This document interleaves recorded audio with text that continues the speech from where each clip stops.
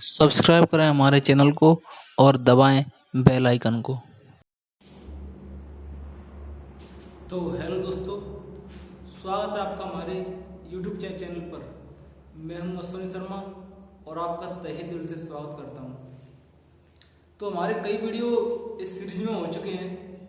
तो ये हमारी बायोलॉजी वाली एनवायरनमेंट से रिलेटेड सीरीज चल रही है। तो उसमें जो हमारा आज का टॉपिक है वो मैं आपको बताने वाला हूँ, हरितगृह प्रभाव और उसके द्वारा भूमंडलीय तापन। तो भूमंडलीय तापन क्या होता है? पृथ्वी की सतह का किसी भी कारणवश गर्म हो जाना। पृथ्वी की जो लिविंग ऑर्गेनिज्म वाली सतह है उसका किसी भी कारणवश गर्म हो जाना कहलाता है भूमंडलीय तापन। जो पृथ्वी की लोएस्ट सरफेस है, जहाँ पर ह्यूमन बॉडीज और अदर ऑर्गेनिज्म जो रहते हैं, वो वाली जो लेवल है अर्थ का, ठोस लेवल का एक निश्चित मात्रा से अधिक गर्म हो जाना क्या कहलाता है? भूमंडलीय तापन। यह एक तो नॉर्मली गर्म होता है, जैसे कि भूमध्यरेखा वाले भाग में जो सनलाइट है वो डायरेक्ट पड़ती है, ठीक है। कर्क रेखा वाले भाग में, इक्वेटर वाले, ट्रॉपिक ऑफ कैंसर वाले में थोड़ी तिरछी पड़ती है सूर्य की किरणें। तो जो भूमध्यरेखा वाला भाग है उसमें तो सतह का गर्म होना जायज है। जैसे जैसे जैसे सीजन्स आते हैं, सर्दी का मौसम, गर्मी का मौसम, तो गर्मी के मौसम में तो नेचुरली हीट होती है। अगर जो नेचुरल हीट है, नेचुरली जो पृथ्वी के गर्म होने की कैपेसिटी है, अगर उससे ज्यादा वह गर्म हो रही है तो वहां पर एक कंडीशन आती है भूमंडलीय तापन। वहां पर क्या होता है कि ये पृथ्वी की सतह भूमंडलीय तापन द्वारा गर्म हो गई है। तो भूमंडलीय तापन का समझ में आपको आ गया होगा क्या होता है। ऊपर की सतह का गर्म हो जाना, सीधी सी बात है। अब यह सतह जिस फिनोमेना द्वारा, जिस प्रोसेस द्वारा गर्म हो रही है उसे हम बोलते हैं हरितगृह प्रभाव, ठीक है। ग्रीन हाउस इफेक्ट, इंग्लिश में बोलते हैं ग्रीन हाउस इफेक्ट, GHE। तो यह मैं आपको आज वीडियो में यही बताऊंगा कि हरितगृह प्रभाव क्या होता है। तो हरितगृह प्रभाव शब्द कैसे निकला, इसे हरितगृह प्रभाव ही क्यों कहा गया? तो इसे पॉली इफेक्ट भी कहते हैं, पॉली इफेक्ट। तो अगर हम एक एग्जांपल लें, अगर कोई व्हीकल है, व्हीकल में कवर्ड व्हीकल है, जैसे कि हमने एग्जांपल ले लिया एक कार का। तो कार को हम ड्राइव करके लाए रोड पे, ड्राइव करने के बाद उस कार को हमने गैरेज में रख दिया, जहां पर कि एनवायरमेंट, जो गैरेज का एनवायरमेंट है वह रीजनेबल है, मतलब ना तो ज्यादा गर्म है ना ज्यादा ठंडा है, मान लो रूम टेम्परेचर है। तो उस रूम टेम्परेचर पर क्या होगा, कुछ समय बाद, मान लो 1 घंटे बाद अगर आप उस कार में एंट्री करोगे, तो एंट्री करने के बाद आपको क्या महसूस होगा कि आपको उसका वातावरण थोड़ा सा बाहर के वातावरण से गर्म महसूस होगा, थोड़ा सा गर्म महसूस होगा। अगर यही प्रोसेस हम उस कार को ड्राइव करने के बाद उस कार को हम धूप में रख दें, सीधे एनवायरमेंटल धूप है, उस धूप में अगर उस कार को हम रख दें और थोड़ी देर बाद, उसी समय बाद, जितने समय बाद हम उस कार में पहले में घुसे थे, उसी समय बाद उस कार में हम एंट्री लें, तो हमें क्या महसूस होगा कि उस कार का टेम्परेचर बाहर के टेम्परेचर से बहुत ज्यादा है। मतलब उस कार का टेम्परेचर उस बाहर के टेम्परेचर से बहुत ज्यादा है। और कार का जो मटेरियल है, आउटर मटेरियल, वह कोई ना कोई सॉलिड है, लोहा या कोई भी मेटल है, धातु होगी ना कोई। अगर उस मेटल की जगह पे कोई पदार्थ की जगह पे कांच होता, कांच भी ले सकते हैं और कोई मटेरियल हो सकता है, तो एयर टेम्परेचर हमें गैराज में ज्यादा महसूस नहीं हुआ, लेकिन हमने जब धूप में कार खड़ी की तो उसका टेम्परेचर हमें ज्यादा महसूस हुआ। तो ऐसा क्यों हुआ? ऐसा होने का कारण क्या था? Green house effect. Green house effect का अगर हम पूरे अर्थ के कवरेज में समझें तो वो तो हम अभी समझेंगे, पहले उस कार को समझें, कार में क्या हुआ आखिरकार। तो कार में हुआ जब वो रेडिएशन, सोलर रेडिएशन हीट के रूप में आता है, सूर्य की ऊर्जा ऊष्मा के रूप में आती है, तो वह ऊष्मा, उस ऊष्मा की तरंग दैर्घ्य इतनी ज्यादा होती है कि वह सरफेस को पेनिट्रेट, पास कर जाती है। तो उस कार की सरफेस को वह सूर्य की ऊष्मा पार कर गई, लेकिन जब वह ऊष्मा कार की सरफेस को पार करके गई तो उसे पार करने में उसको कुछ एनर्जी अपनी वेस्ट करनी पड़ी। ठीक है, तो उस एनर्जी के निकलने के बाद उस जो वेव सूर्य से आई किरण वह कार की सरफेस को पार करने के बाद जब कार के अंदर गई तो उसकी तरंग दैर्घ्य कुछ कम हो गई।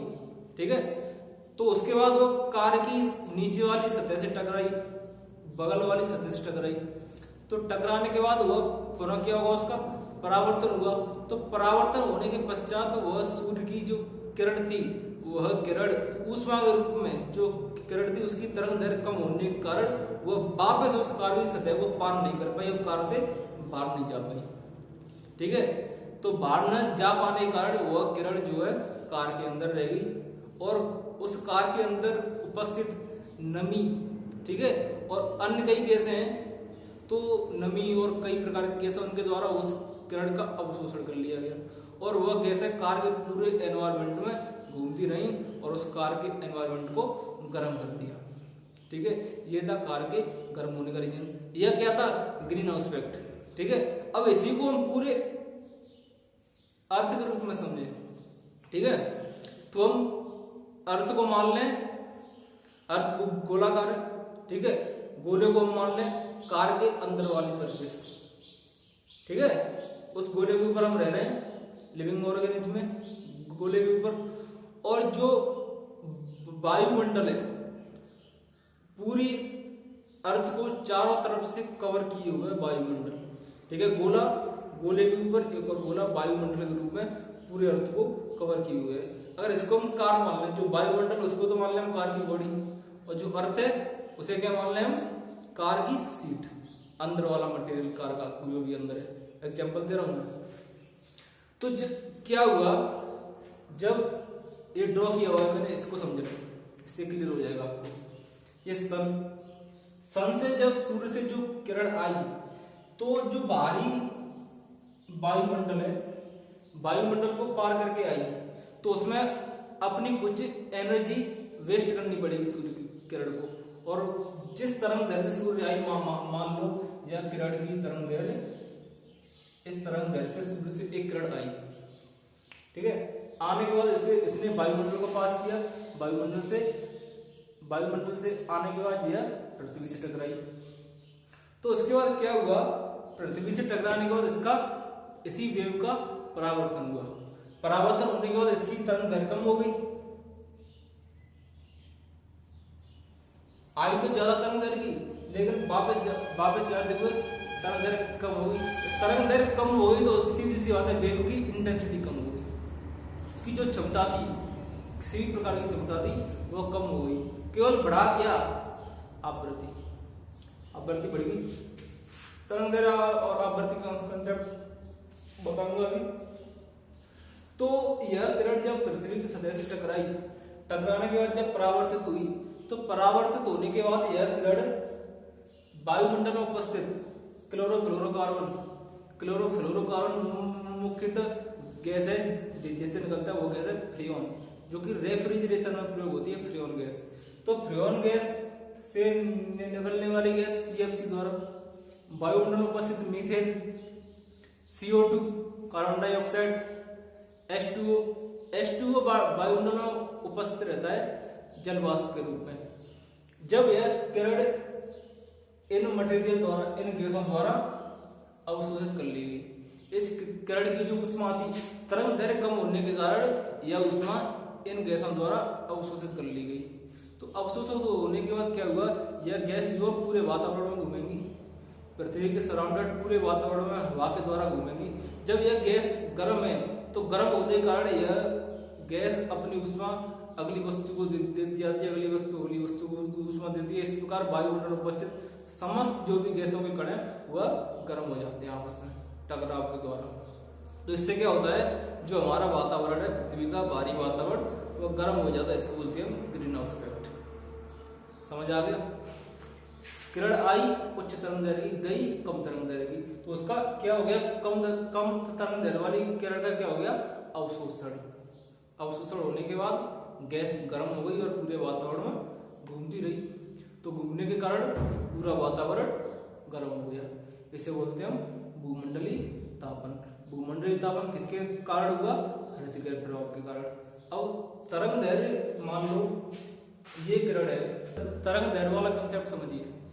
तरंग दैर्घ्य, उच्च तरंग दैर्घ्य, कम तरंग दैर्घ्य का मतलब क्या है? यह कोई किरण है, मान लो ए बी कोई किरण है, ठीक है। यह किरण ऊपर नीचे ऊपर नीचे ऊपर नीचे ऐसे जाती रहती है। तो जो उठा हुआ भाग है किरण का, जो ऊपर वाला भाग है उसे तो बोलते हैं हम सुरंग, और नीचे वाला भाग है उसे बोलते हैं हम गर्त। ये कौन सी वेव है? साइन वेव, साइन वेव है, ठीक है। यह किरण ऊपर वाला भाग को बोलते हैं हम सुरंग, नीचे वाले भाग को बोलते हैं हम गर्त। तो तरंग दैर्घ्य अगर हम समझना चाहें, सीधा सा कंसेप्ट तरंग दैर्घ्य का समझना चाहें, तो एक सुरंग के बाद अगला सुरंग, ठीक है, एक सुरंग से अगले सुरंग के, मतलब दो क्रमागत सुरंगों के बीच की दूरी को बोलते हैं हम तरंग दैर्घ्य। सुरंग से लेकर के, पहले सुरंग से लेकर के दूसरे सुरंग के बीच की दूरी को क्या बोलते हैं हम?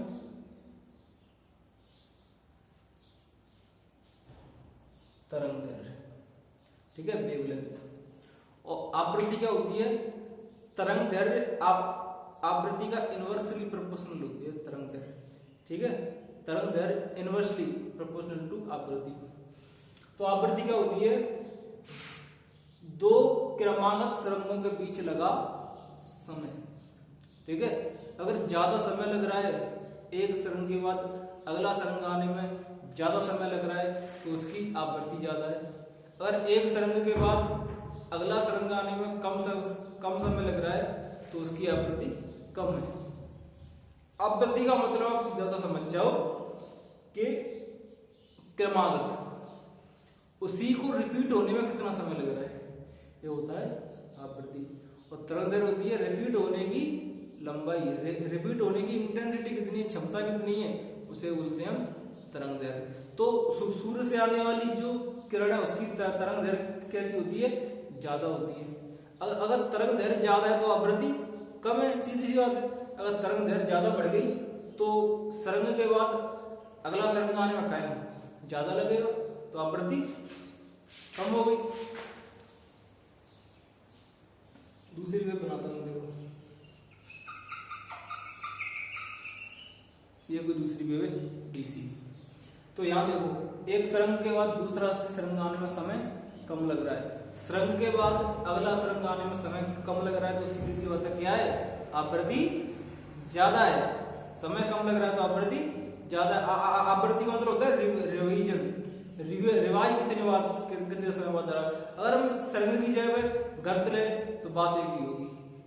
एक गर्त के बाद अगला गर्त आने में कितना टाइम लग रहा है, एक गर्त के बाद अगले एक गर्त और दूसरे गर्त के बीच की दूरी कितनी है, तो यह होता है तरंग दैर्घ्य और आवृत्ति का कंसेप्ट।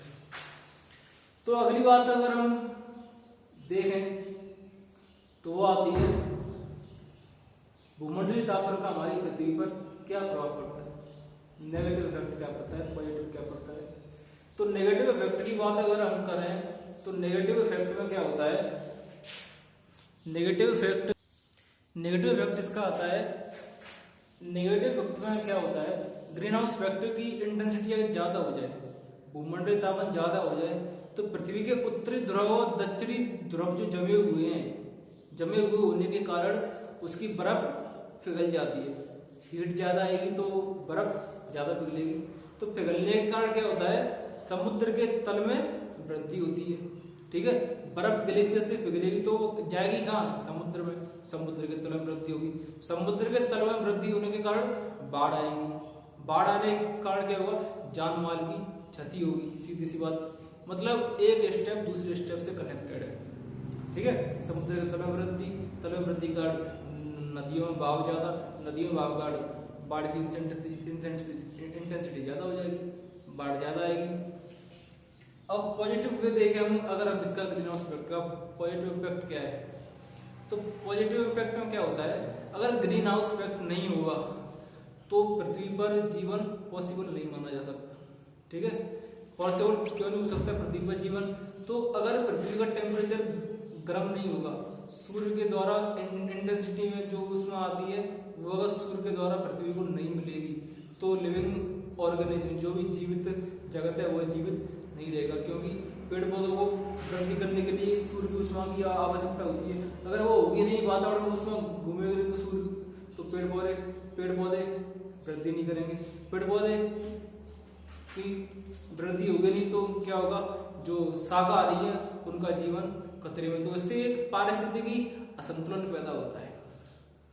ठीक है, पॉजिटिव भी है, ग्रीन हाउस इफेक्ट के द्वारा भूमंडलीय तापमान होना भी चाहिए और नहीं होना चाहिए, एक लिमिटेड मात्रा में होना चाहिए। तो मुझे उम्मीद है आपको ग्रीन हाउस इफेक्ट समझ में आ गया होगा अगर आपने पूरा वीडियो देखा है तो जाने से पहले मैं आपको कहना चाहूंगा कि हमारे चैनल को सब्सक्राइब करें और वीडियो को लाइक करें हो सके तो। मुझे उम्मीद है अगला वीडियो में लाने वाला हूँ कि ग्रीन हाउस इफेक्ट का पॉजिटिव इफेक्ट पूरा डिटेल्ड वीडियो लाने वाला हूँ। धन्यवाद।